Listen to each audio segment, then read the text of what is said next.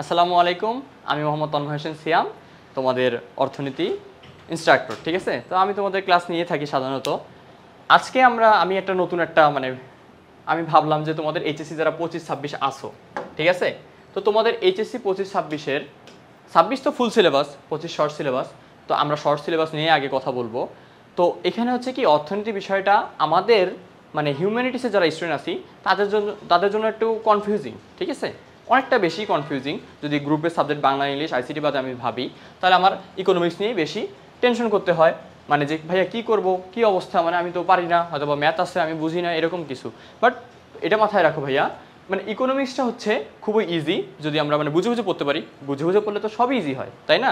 তাহলে আমি আর কি ইকোনমিক্সে তোমাদের জন্য একটা কনফিউজিং সিরিজ শুরু করছি, যেটা হচ্ছে এইখানে আমাদের ইকোনমিক্সের যে প্রত্যেকটা চ্যাপ্টার আছে শর্ট সিলেবাসের অন্তর্ভুক্ত এখন যেগুলো, সেইগুলোর কোন কোন বিষয়ে আমাদের সমস্যা হয়, এই বিষয়গুলোর ওপর। আর একটা কথা, যে তুমি এটা শিওর মার্ক কমন পাবা, শিওর থাকবে, প্রশ্নটা তোমার শিওর, তুমি সৃজনশীলের 3 অথবা 4 মার্ক তুমি কমন পাবা। কিভাবে ভাইয়া 3 অথবা 4? কারণ আমি যে প্রশ্নগুলো এখন তোমাকে দেখাবো সেইখান থেকে তুমি 3 নাম্বার গ গ অথবা ঘ, ঠিক আছে, গ অথবা ঘয়ে তুমি কমন পাবা। তো দেখি আমরা শুরু করি আমাদের তাহলে এইচএসসি 25-26 ইকোনমিক্স কনফিউজিং সিরিজের আমরা প্রথম ভিডিও চালু করব। শুরু করে দেই আজকে। তাহলে আমাদের প্রথম প্রশ্নটা কি দেখি। একটা প্রশ্ন নিয়ে এসেছি আমি শুধু আজকে, আমাদের কি ভিডিওটা শর্ট হবে, শুধু আমরা একটা করে প্রশ্ন আমরা সলভ করব, ঠিক আছে? তাহলে দেখি কি আছে এখানে। বলছে কি দেখো তো, একটি দেশের জাতীয় আয় সম্পর্কিত তথ্য নিম্নরূপ। তার প্রশ্নটা কোন অধ্যায় থেকে ভাইয়া? সামগ্রিক আয় ও ব্যয় অধ্যায় থেকেই। সামগ্রিক আয় ও ব্যয় অধ্যায় এটা হচ্ছে নবম অধ্যায়ের প্রশ্ন, তাই তো? তাহলে নবম অধ্যায়ের প্রশ্ন, এইখান থেকে 2 ধরনের প্রশ্ন আসতে পারে, ঠিক আছে, 2 ধরনের প্রশ্ন আসতে পারে। তো এর মধ্যে একটা ধরন হচ্ছে জিডিপি ও জিএনপি নির্ণয়। তাহলে দেখো, একটি দেশের জাতীয় আয় সম্পর্কিত তথ্য নিম্নরূপ। নিট জাতীয় উৎপাদন, এনএনপি, নিট ন্যাশনাল প্রোডাক্ট কত? একক, দশক, শতক, হাজার, অযুত, তোমার এইভাবে দেওয়াই থাকবে, ঠিক আছে? তার 10,000 কোটি টাকা। এরপরে অবচয় ব্যয়। অবচয় ব্যয় কি? এখানে একটা ক নম্বরে তুমি একটা কমন পেয়ে যেতে পারো যে অবচয় ব্যয় কি। তাহলে অবচয় ব্যয় জিনিসটা তোমরা বই অবশ্যই খুলতে হবে, বই না খুললে তো প্রশ্নের উত্তর পাবা না। তাহলে অবচয় ব্যয় কি, এই জিনিসটা ইম্পর্টেন্ট, এটা ক নম্বরে দিয়ে দিতে পারে। এটা তাহলে কি দিয়ে প্রকাশ করা হয়? ডিসি। তাহলে কোটি টাকার নিট রপ্তানি, কোটি টাকার নিট রপ্তানি বুঝেছি কি, যে টাকাটা তো কোটিতে হিসাব করা হচ্ছে, সেইটাই তো, এটা কোনো বিষয় না। তুমি নিট রপ্তানির দিকে খেয়াল করো, যেখানে বলা হয়েছে এক্স দ্বারা কি বোঝায়, এক্স দ্বারা কি, এম দ্বারা কি। এক্সটা হচ্ছে আমি কতটুকু এক্সপোর্ট করতেছি, এম হচ্ছে কতটুকু আমি ইম্পোর্ট করতেছি, ঠিক আছে? তাহলে 2000 কোটি টাকা প্লাসে, তার আমার লাভ হয়েছে এখানে। এখন তোমার প্রশ্নটা হচ্ছে, উক্ত দেশের জিডিপি ও জিএনপি বের করো। ভাইয়া জিডিপি কি আর জিএনপি কি, এই বিষয়টা ক্লাসে অবশ্যই ক্লিয়ার করে দিছি। তো যারা করনি তোমাদের জন্য বলতেছি, জিডিপি হচ্ছে একটা দেশের অন্তর্ভুক্ত, আমার নির্দিষ্ট একটা যে সীমানা থাকে না, একটা যে সীমানা আছে, ধরো আমার একটা দেশ, কি দেশ আঁকলাম, আচ্ছা দেখো, তাহলে আমি এটা বলি যে আমার দেশটা হচ্ছে এমন, ঠিক আছে, এটা একটা দেশ, এই দেশের ভিতরে আমার যতটুকু উৎপাদন হবে সেটা হবে আমার জিডিপি, ঠিক আছে? আমি যদি এখন বাংলাদেশের হিসাব করি, বাংলাদেশের হিসাবে বাংলাদেশি মানুষ আমরা যারা আছি, আমাদের অনেকে আত্মীয় স্বজন কি বিদেশে আছে না? তো শুধুমাত্র যারা বাংলাদেশি অথবা বাংলাদেশি যারা, আমাদের দেশে তো অনেক বিদেশিরাও ইনকাম করে, জিডিপিতে আমাদের দেশে যে মোট একটা আয়তন আছে এইটার অন্তর্ভুক্ত যারা, তাদের ইনকামটাই শুধু হিসাব করা হয় জিডিপিতে। আর জিএনপিতে আমাদের ন্যাশনাল প্রোডাক্টটা ইনকাম করা হয়, আমরা এইখানে আমাদের চাচা, বাবা, দাদা যারাই বিদেশে আছে তাদের ইনকামটা, আর আমাদের দেশে আমাদের ইনকামটা বিদেশিদেরকে বাদ দিয়ে যেটা ইনকাম হবে, এই ইনকামটা জিএনপিতে হিসাব করা হয়ে থাকে, ঠিক আছে? তাহলে আমার প্রশ্ন কি বলছে, উক্ত দেশের জিডিপি ও জিএনপি বের করো। তার আমাকে জিডিপি আর জিএনপি বের করতে হবে। তাহলে আমি এখানে কত মার্ক পাচ্ছি? আমার 3 মার্ক এখানে কমন হয়ে যাচ্ছে। আর ভাইয়া এটা শিওর থাকো, এখানে 3 মার্ক তুমি কমন অবশ্যই পাবা, এই প্রশ্নটা অবশ্যই করবে। তাহলে আমরা লিখি গ নাম্বার। গ নাম্বার কি বলছে, যে দেওয়া আছে, তোমাকে লিখতে হবে এইভাবে, আমরা সলভ করে দিচ্ছি। দেওয়া আছে কি দেওয়া আছে, এনএনপি আমি শুধু শর্ট ফর্মে এখন লিখতেছি, তোমরা চাইলে এটা বড় করেও লিখতে পারো, 10,000 কোটি টাকা, তাই না? 10,000 কোটি। এরপর কি দেওয়া ছিল? এরপর দেওয়া ছিল ডিসি, অবচয় ব্যয়। তাহলে অবচয় ব্যয় কত দেওয়া ছিল? অবচয় ব্যয় দেওয়া ছিল 1,500 কোটি, ঠিক আছে। এরপর দেওয়া ছিল যে কি দেওয়া ছিল এখানে?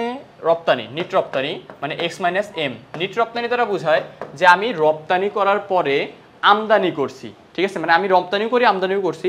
তো এখানে আমার কোন মানে রপ্তানি থেকে আমি আমদানি বাদ দেওয়ার পর যে আমার মানটা থাকবে এটা হচ্ছে নিট রপ্তানি, এক্স মাইনাস এম। তাহলে কত ছিল? এক্স মাইনাস এম ছিল 2,000 কোটি টাকা, 2,000 কোটি টাকা। তাহলে এখন আমাকে কি বের করতে হবে? আমাকে বের করতে হবে জিডিপি ও জিএনপি। বলছে কি জিডিপি বের করো, তাহলে জিডিপি আর জিএনপি বের করব।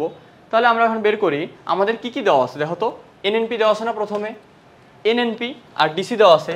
তো এই দুইটা জিনিসকে থেকে আমি কি বের করতে পারবো? প্রথমে জিএনপি বের করতে পারবো। তাহলে আমরা এখন জিএনপি বের করি। জিএনপি, তা বলো দেখি জিএনপি ইকুয়াল কি? তোমরাই বলো দেখি জিএনপি ইকুয়াল কি? জিএনপি ইকুয়াল হচ্ছে NNP plus DC, NNP plus DC মানে নিট ন্যাশনাল প্রোডাক্ট প্লাস অবচয় ব্যয়, যেটা আমরা বলে থাকি, ঠিক আছে।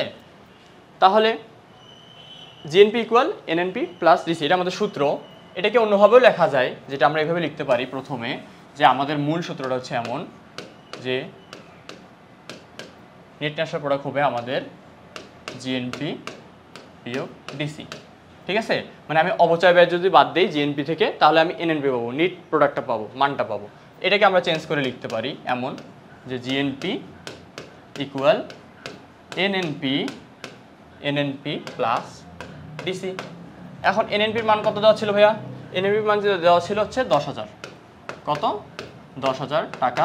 ডিসি দেওয়া ছিল 1,500, কত ছিল? 1,500। তাহলে হিসাব করো কত হয়? 10,000 আর 1,500 মিলে হয় 11,500 কোটি টাকা, তাই না? কোটি টাকা। তার মানে আমরা এইভাবে আমাদের জিএনপিটা বের করতে পারতেছি, ঠিক আছে। এরপর দেখো, আমরা যদি এখন জিএনপি বের করি, মানে জিএনপি তো আমরা বের করলাম, এখন যদি আমরা জিডিপি বের করি তাহলে আমরা কি করব ভাইয়া, তাই না? আচ্ছা, তো আমাদের কিন্তু জিএনপিটা আমরা বের করছি, এখন আমরা জিডিপি দেখি। তা ওই গ নাম্বারেরই আমাদের জিডিপি আমরা বের করব। আচ্ছা, আমাদের এনএনপি দেওয়া ছিল, আমরা একটু আবার লিখে রাখি যাতে আমাদের বোঝার সুবিধার্থে। 10,000 কোটি টাকা। জিএনপি পর কি ছিল? আমাদের ছিল ডিসি, অবচয় ব্যয়, যেটা এটা ছিল মনে হয় 1,500, ঠিক আছে। এরপর কি ছিল? এরপর ছিল নিট রপ্তানি, ছিল 2,000 মেবি, তাই না? 2,000 কোটি টাকা। কত ছিল? 2,000 কোটি টাকা। আচ্ছা, তাহলে আমরা এখন কি বের করব? জিডিপি। বলছে জিডিপি কিভাবে বের করবে? হ্যাঁ, জিডিপি হোয়াট, তাই না? তাহলে আমরা দেখি ভাই, আমরা জানি সূত্রগুলো তোমাদের অবশ্যই মনে রাখতে হবে। GNP equal GDP plus X minus M, মানে নিট রপ্তানি, নিট রপ্তানি বের করতে হবে, তাই না? তাহলে আমরা জিএনপির মান বের করছি, জিএনপি আমরা বের করছি না, গয়ই তো করতেছি। তাহলে জিএনপির মান কত পাইছিলাম আমরা? জিএনপির মান পাইছিলাম 11,500। তাহলে জিএনপির মানটা কত ছিল? আমি যদি এখানে লিখে রাখি, জিএনপি হচ্ছে 11,500, তাই তো? 1,500 কোটি টাকা। তাহলে আমরা জিএনপির মানও জানি, এক্স মাইনাস এম এর মানও জানি, মানে নিট রপ্তানির মান দেওয়াই তো আছে, আমার কি জানতে হবে আর? তাহলে সুবিধা হয়ে গেল। এখন জিডিপিটা এই পাশে নিয়ে আসি, বাম পাশে নিয়ে আসি।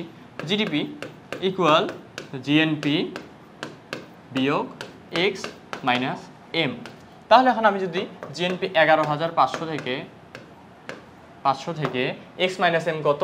এক্স মাইনাস এম দেওয়া আছে 2,000 বের করি, বিয়োগ দিই, তাহলে থাকে 9,500 কোটি টাকা। 9,500 কোটি টাকা, ঠিক আছে ভাইয়া? তাহলে আমরা জিডিপি আর জিএনপি বের করা শিখে গেলাম, কিভাবে আমাদের জিডিপি আর জিএনপি বের করতে হয়। সো এই রিলেটেড একটা প্রশ্ন দিয়ে দিতে পারে, এইভাবে এটা বোর্ড কোয়েশ্চেন, বোর্ডে আসছিল। সো সেই হিসাবে তোমাদেরকে পড়তে হবে আর দেখো কিন্তু কঠিন ছিল বিষয়টা তা না, খুবই ইজি, সব কিছু দেওয়া হয়েছে, জাস্ট আমাদের সূত্রটা মনে রাখতে হয়েছে। আমাদের এনএনপি দেওয়া ছিল, তাই আমরা জিএনপি প্রথমে বের করে নিছি। আর আমরা যদি জিএনপি জানি, জিএনপি থেকে আমরা মানে জিডিপি আর এক্স মাইনাস এম নিট আমদানি রপ্তানিটা বের করে নেই, যোগ করে দিই, তাহলে আমি জিএনপির মানটা পাবো। এখন আমার তো জিএনপির মান বের হয়েছেই, এক্স মাইনাস এমও আমরা জানি, তাহলে আমরা যদি জিডিপির মানটা বের করে নেই, মানে কি করি, জিএনপি থেকে এক্স মাইনাস এমটা বাদ দিই, তাহলে আমি কি পেয়ে যাচ্ছি, জিডিপির মান পেয়ে যাচ্ছি। খুব ইজি ছিল না? সো এরকম অনেক কনফিউজিং টপিক আছে, এটা আমি কনফিউজিং বলবো না, এটা খুবই ইজি ছিল।